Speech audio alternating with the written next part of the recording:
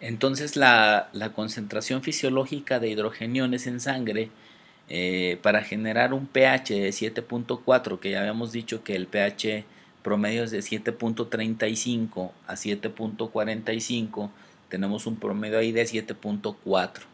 Fíjense nada más, mientras, vamos a poner un ejemplo, mientras eh, el sodio tiene una equivalencia de 145 mil equivalentes por litro, fíjense nada más la ínfima cantidad de hidrogeniones que yo necesito para mantener un pH de 7.4. Estamos hablando ahora de que solamente necesito 40 nanogramos, ¿sí?, de nanoequivalentes por litro para mantener ese pH.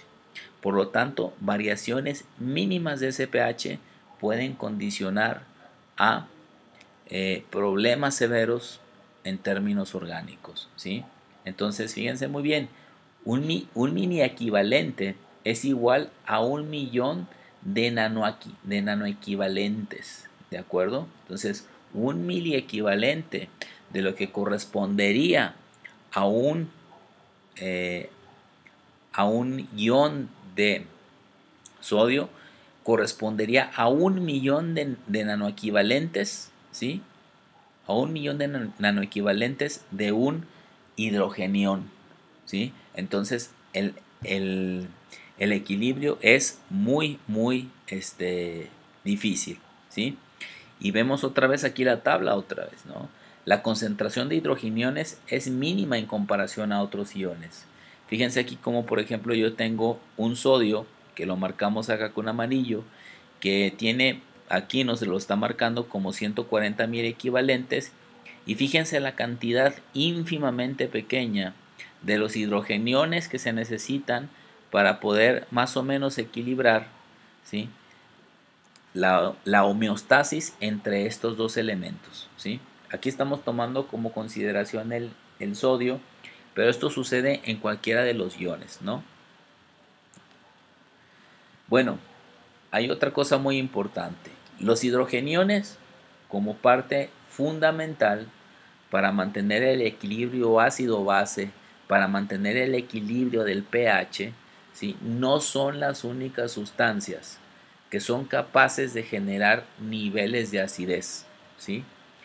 Hay otra sustancia con la cual nosotros somos conscientes y que siempre estamos utilizándola a través de la respiración, que es el dióxido de carbono, ¿sí? Es un elemento ácido, ¿sí? Es un elemento ácido que se le conoce como ácido volátil, ¿de acuerdo? De tal manera que también variaciones del dióxido de carbono nos pueden llevar a generar niveles de acidosis o niveles de alcalosis. Por eso es importante también mantener una frecuencia respiratoria necesaria para poder nosotros realizar pues una homeostasis en términos respiratorios.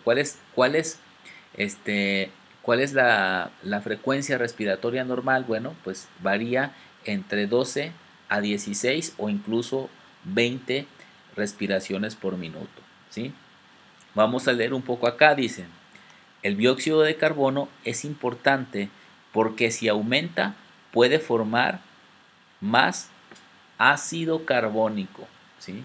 Y el ácido carbónico es un ácido obviamente que hay que recordar que los ácidos liberan más hidrogeniones porque como tienen un exceso de hidrogeniones, ¿sí?, tienden a donarlos, ¿sí?, tienden a deshacerse de ellos y si tienden a deshacerse de ellos, pues vamos a encontrar mayor cantidad de hidrogeniones en el espacio extracelular e incluso en el espacio intravascular, ¿sí?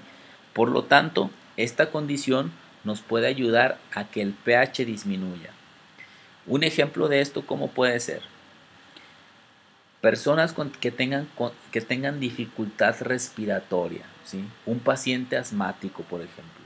Un paciente asmático que tiene dificultad respiratoria, que no alcanza a ventilar bien, que no es capaz de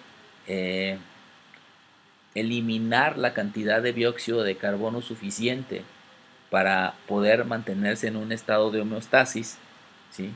Ese dióxido de carbono se va concentrando, ¿sí?, en su cuerpo, ¿sí?, generando lo que vemos aquí, una formación de ácido carbónico, que ese ácido carbónico actúa a nivel sistémico y finalmente nos puede llevar al paciente a lo que habíamos mencionado anteriormente, a una acidosis respiratoria, ¿sí? Por lo tanto, el dióxido de carbono siempre se considera como un componente ácido. Fíjense bien que no se les olvide eso. El dióxido de carbono es un componente ácido, ¿sí?, del equilibrio ácido-base, ¿sí? Mientras que el bicarbonato, al ser una base, siempre será un componente alcalino que trata siempre de responder ante los cambios ácidos que se presentan ante las diferentes descompensaciones, ¿sí?, como descompensaciones respiratorias o inclusive descompensaciones nutricionales, ¿sí? Entonces quiere decir acá, el bicarbonato es directamente proporcional al pH, ¿sí?, y el dióxido de carbono es inversamente proporcional al pH. ¿Eso qué quiere decir? Entre mayor cantidad de bicarbonato, entre mayor cantidad de bases, mayor será el número de pH. Es decir, si yo tengo, digamos, vamos de un punto de partida de 7, si yo tengo un bicarbonato alto, voy a llevar ese pH de 7 a un 9, por ejemplo. Y si yo tengo un dióxido de carbono, ¿sí?, alto, en vez de llevarlo a un 7, lo voy a llevar a un 6, lo voy a llevar a un 5, por la relación inversa que ya nosotros conocemos. ¿Qué significa esto? PCO2, presión de dióxido de carbono, ¿sí? Así es como se mide el dióxido de carbono, por presión. ¿Por qué se mide por presión? Porque es un gas, así de sencillo.